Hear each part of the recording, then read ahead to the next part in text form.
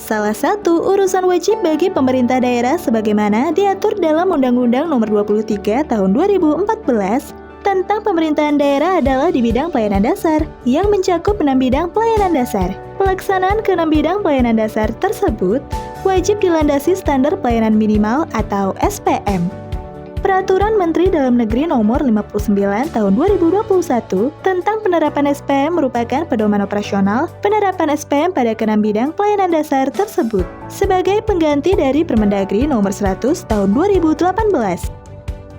Permendagri Nomor 59 Tahun 2021 mengatur ketentuan penerapan SPM dalam pelayanan dasar yang terbagi dalam 7 bab, 31 pasal, dan dilengkapi 4 lampiran sebagai pedoman pelaksanaan 4 tahapan penerapan SPM oleh pemerintah daerah. Pada lampiran B, Permendagri Nomor 59 Tahun 2021 disajikan format tahapan penerapan SPM untuk ke-6 bidang pelayanan dasar. Format tahapan penerapan SPM setiap bidang mencakup 5 kelompok form, yaitu Form A, pengumpulan data, Form B, penghitungan kebutuhan pemenuhan pelayanan dasar, Form C, penyusunan rencana pemenuhan pelayanan dasar, Form D, pelaksanaan pemenuhan pelayanan dasar, Form E, capaian target SPM. Form tahapan penerapan SPM bidang sosial, distribusi form penerapan SPM bidang sosial. 26 form tahapan penerapan SPM bidang sosial terbagi menjadi 19 form untuk pemerintah provinsi, 8 form untuk pemerintah kabupaten atau kota. Form A, pengumpulan data. Form 6A1, data penyandang disabilitas terlantar, anak terlantar, lanjut usia terlantar, dan gelandangan pengemis. Dengan struktur dan contoh pengisian sebagai berikut. Kolom 1 diisi dengan nomor urut, kolom 2 diisi dengan nama penyandang disabilitas atau anak lanjut usia atau gepeng, kolom 3 diisi dengan NIK, kolom 4 diisi dengan jenis kelamin, kolom 5 diisi dengan tempat tanggal lahir, kolom 6 diisi dengan alamat, kolom 7 diisi dengan posisi tempat tinggal atau domisili, apakah tinggal di keluarga atau rumah atau tidak. Kolom 8 diisi hubungan penerima pelayanan dengan kepala keluarga. Kolom 9 diisi dengan nomor kartu keluarga. Kolom 10 diisi dengan posisi tinggal ketika di luar keluarga, apakah di panti, komunitas, jalanan, pasar, terminal, dan lain-lain. Kolom 11 diisi dengan status perkawinan. Kolom 12 diisi dengan jenis pekerjaan atau sekolah. Kolom 13 diisi dengan jenis disabilitas jika penyandang disabilitas. Kolom 14 diisi dengan kondisi ketelantaran, apakah masih ada seseorang, keluarga atau masyarakat yang mengurus. Kolom 15 diisi dengan kondisi ketelantaran jika rentan mengalami tindak kekerasan dari lingkungan. Kolom 16 diisi dengan kondisi ketelantaran jika masih memiliki keluarga, tetapi mengalami tindak kekerasan, perlakuan salah eksploitasi, dan pelantaran. Kolom 17 diisi dengan keterangan tambahan. Form B, penghitungan kebutuhan. Form 6B1, penghitungan penyandang disabilitas yang terpenuhi kebutuhan dasarnya di dalam panti dengan struktur dan contoh pengisian sebagai berikut. Kolom 1 diisi dengan jenis layanan, kolom 2 diisi dengan penerima layanan, kolom 3 diisi dengan standar layanan, kolom 4 diisi dengan indikator SPM atau sub kegiatan, kolom 5 diisi dengan target pemenuhan SPM, kolom 6 diisi dengan komponen biaya. Kolom 7 diisi dengan penghitungan kebutuhan sesuai formula yang telah ditentukan.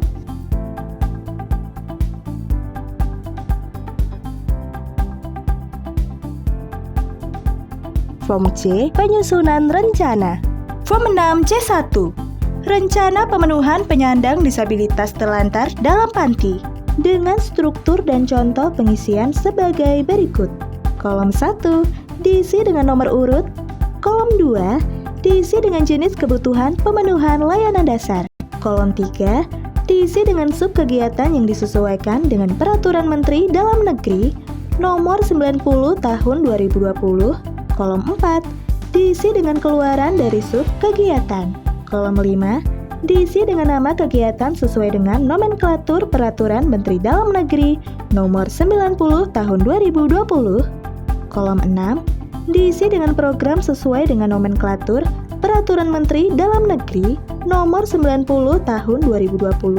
Kolom 7 diisi dengan jenis satuan per masing-masing keluaran. Kolom 8 diisi dengan alokasi anggaran tahun ke-N per jenis keluaran.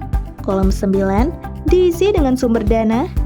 Kolom 10 sampai dengan 24 diisi berdasarkan target kinerja pemenuhan pelayanan dasar pada tahun rencana yang sesuai selama 5 tahun anggaran. Kolom 10, 13, 16, 19, dan 22 diisi target kinerja pemenuhan pelayanan dasar untuk masing-masing tahun anggaran. Kolom 11, 14, 17, 20, dan 23 diisi harga satuan pemenuhan pelayanan dasar untuk masing-masing tahun anggaran dalam jutaan rupiah. Kolom 12, 15, 18, 21, dan 24 diisi target biaya pemenuhan pelayanan dasar untuk masing-masing tahun anggaran dalam jutaan rupiah yang merupakan perkalian jumlah target dengan biaya satuannya. Sebagai contoh, kolom 18 sebagai hasil perkalian dari kolom 16 dengan kolom 17. Kolom 25 diisi dengan kondisi akhir tahun N plus 5. Form D, pelaksanaan pemenuhan. Form 6 D1, realisasi pencapaian pemenuhan pelayanan dasar bagi penyandang disabilitas dalam panti dengan struktur dan contoh pengisian sebagai berikut. Kolom 1 diisi dengan nomor urut. Kolom 2 diisi dengan keluaran atau output berdasarkan Form 6 C1. Kolom 3 diisi dengan satuan per jenis keluaran atau output. Kolom 4 diisi dengan jumlah target per jenis keluaran atau output. Kolom 5 diisi dengan jumlah target anggaran per jenis keluaran atau output. Kolom 6 diisi dengan jumlah realisasi per jenis keluaran atau output. Kolom 7 diisi dengan jumlah realisasi anggaran per jenis keluaran atau output. Kolom 8 diisi dengan persentase capaian fisik per jenis keluaran, yaitu nilai pada kolom 6 dibagi kolom 4 dikali 100%. Kolom 9 diisi dengan persentase capaian keuangan per jenis keluaran, yaitu nilai pada kolom 7 dibagi kolom 5 dikali 100%. Kolom 10 diisi dengan sumber dana. Kolom 11 diisi dengan permasalahan yang dihadapi dalam proses pemenuhan. Kolom 12 diisi dengan alternatif solusi yang bisa dilakukan.